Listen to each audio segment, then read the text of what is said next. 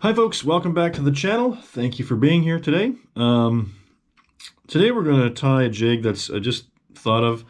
It's going to be so a couple weeks ago I tied this jig, which maybe some of you saw the video on that, which has rabbit zonker strips for the tail. It's got some chenille wrapped in there on the shank just for some separation for the two rabbit zonker strips. And then I cut some pieces of chenille and then dubbing looped them in to kind of give them this sort of like little arms tentacle looking idea here. And then also there's a little wrap of rabbit zonker in there as well. But so I really like the way this jig turned out, and I can't wait for the spring so I can go and fish it. But we're going to do a little bit of a variation on that jig today. So we're going to start again. We got some rabbit zonker. We're going to do the chenille wrap in there as well to separate for the separation. And then we're going to add, we got some olive Schlappen, and we're going to add some silicone skirting as well. And we're going to see how that turns out and what that looks like and how it looks in the water. So stick around and let's get to tying. All right, so I'm just the usual 1/4 ounce ball head, 210 flat wax, tying in my chenille here. And basically what this is just to create a little bit of bulk and separation so that the rabbit zonker strips, which are kind of acting as the tail, will be separated from each other. So that's all this is. And so yeah, just going to create a bit of a ball here. And also as the legs move, obviously you'll get to see some of this flash underneath as well, which is always an added bonus. And I'm just going to go back, just back on it a couple times here as well, and just kind of create a bit of that bulk for that separation.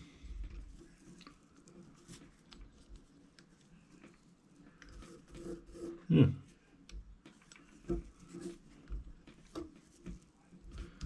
And that should be plenty, I would say. And we'll just tie that off.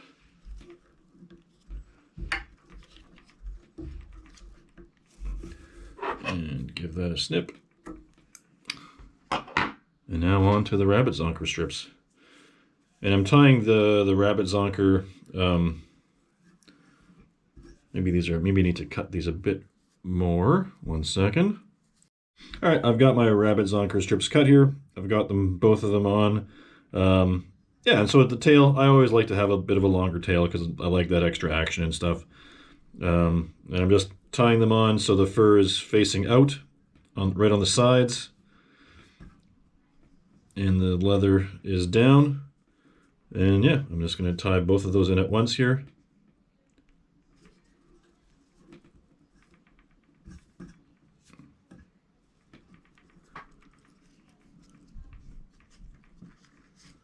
And get that tied in.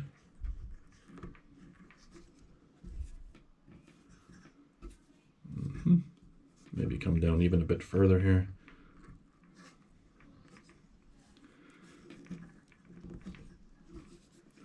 All right. Next step. All right, so next I have these strands of silicone skirting. And what I'm going to do is I'm going to do 6 on each side, and I'm going to tie them in like this, and I'm going to make sure that there's more, that the longer side is on the side of the head here, so on this side. I'm not concerned about the skirting on this side so much as I am the skirting that's closer to the head of the ball. And so I'm just gonna, and again, folks, maybe you've figured this out already in my jig tying, but I would say 98% of the time when I'm tying a jig for the first time, it's like right now in front of the camera here. It's just, I love experimenting and just sort of playing around and figuring out what works and what doesn't work.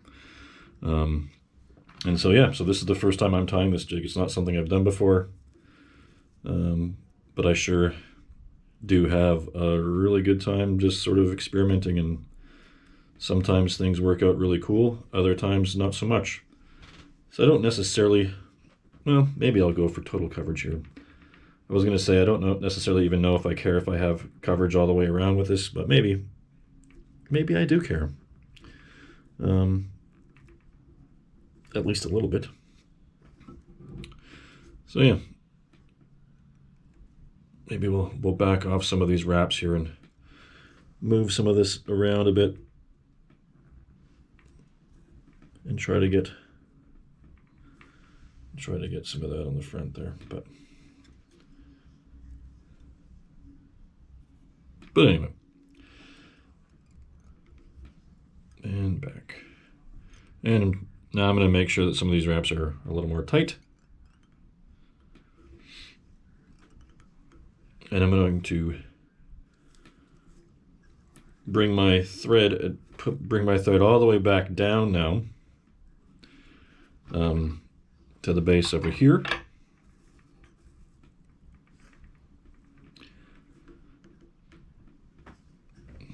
And so those can just hang there, whatever.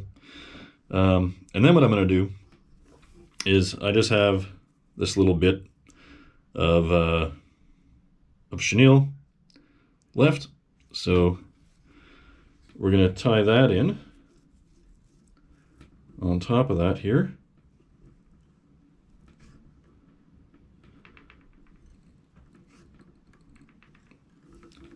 Like so. And then we're going to take our Schlappen feather, and maybe I'll see if I can get a better Schlappen feather than that. This one is good, looks like.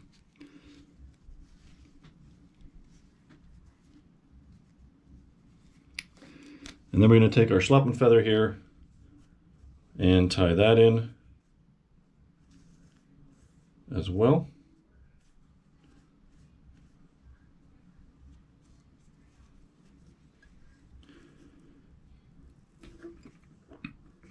And we're going to see if we can make this whole thing work somehow.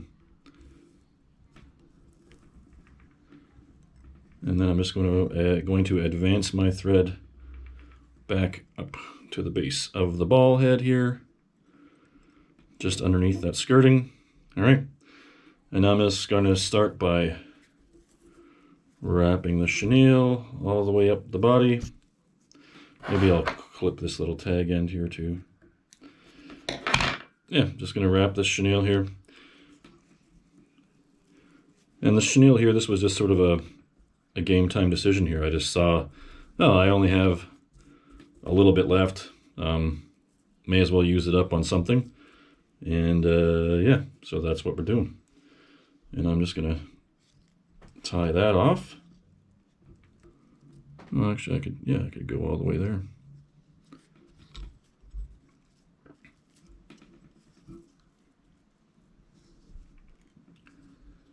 Try not to get all these silicone skirtings in the way.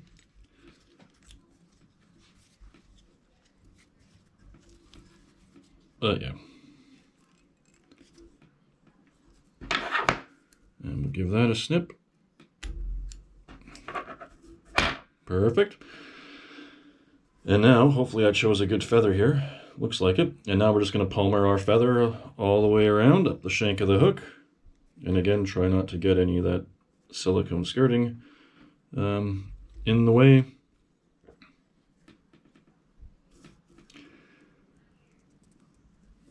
And initially I was going to do like a tight wrap with the Schlappen feather all the way up. But now that I decided to put that chenille in there, I'm going to do more of a loose wrap, meaning more of a sort of spiraling up the shank of the hook and not necessarily so close tight together is what I mean.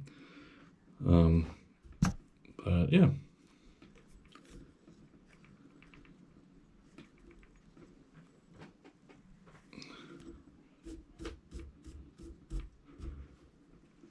But I think this will be an interesting little jig. And then we're just going to get that tied off.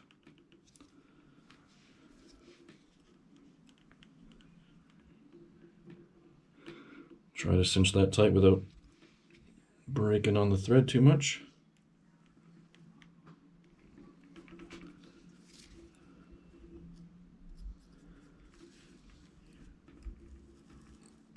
And again, trying to tie this off without catching too much of those silicone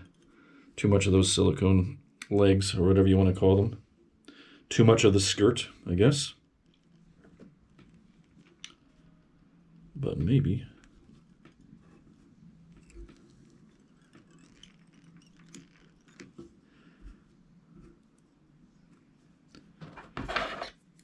And I'm just going to snip that off there.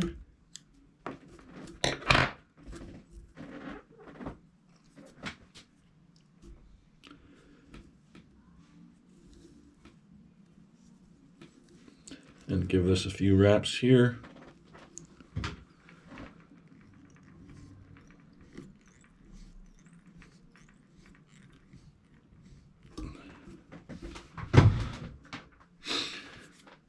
And then we'll give it a whip finish, and then probably trim up that silicone skirting just a little bit. But yeah, we'll be done. All right, so there you have it. That's the finished product here. Of course, we're going to put it in the test tank. I think I will give these little silicone skirting legs here a bit of a trim up. Yeah, I'll put it in the test tank here in just a second, and we'll see what it looks like. I think it's gonna have some pretty cool action. All right, we're just dropping her in the tank here. Just apologize for the lighting.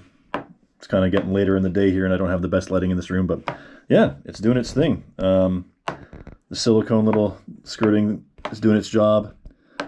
Of course, the rabbit Zonker strips tails, they're standing straight up, and you can get little flashes of that underneath there, the chenille, that give it a little pop of flash every once in a while. And of course, the Schlappen feather giving it that body, and also fanning out every so often there as well as we move it. And I'm just going to give it a bit of a swim here. So again, my tank's not exactly set up for being able to swim things, but you get the idea here. Now, it keeps a nice profile, that's for sure.